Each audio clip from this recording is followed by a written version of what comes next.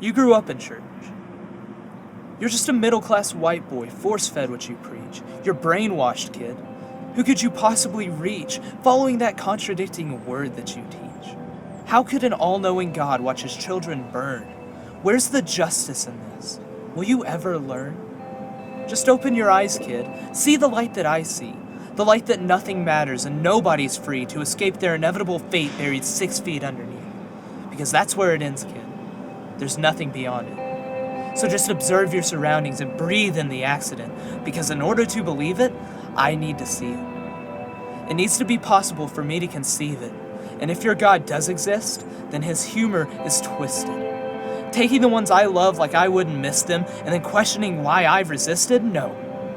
It puts my mind more at ease denying that reality and believing it's just formality that everyone dies and sees black for eternity.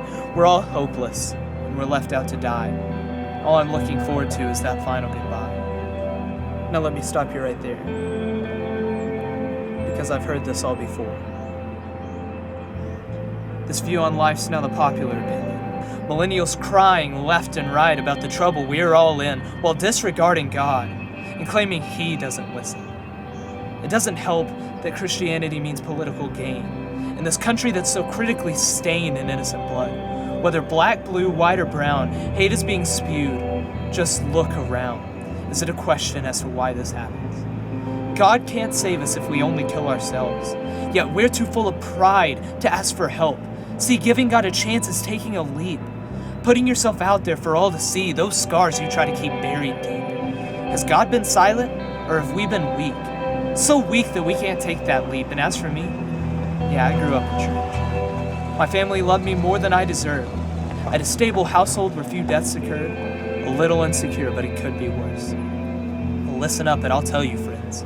It isn't until freshman year of high school where my story begins, where I found God with the faith of a kid, without knowledge of God or any assistance, without scientific facts or any other prerequisites. Although insecure, I took that risk. And even after, I've had some slips. I hit pornography, and it brought the pain. The lust like a noose begins to strain so tightly around my fragile brain. But my God prevails, and our relationship strengthens. All along, it was my fault I was breaking. Only now can I see what he was thinking. Because for as much affliction that comes my way, all the more I scream God's name, because he set my heart to know his ways.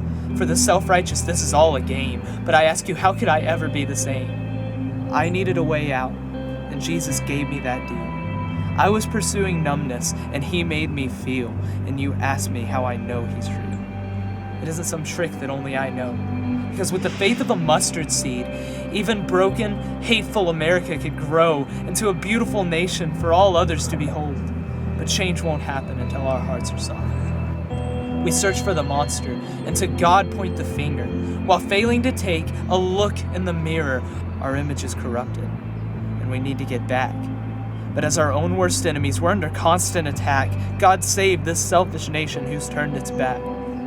Yet while it seems so impossible to turn these tables, don't tell me that God is unable when I've witnessed him change the lives of those who drive those rusty nails.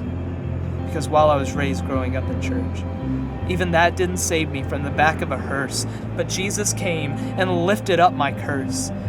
Death is only the end if that's what you make it. God's hand is extended, just begging you to take it. And while I did, others don't. So don't tell me why God can. Tell me why you won't.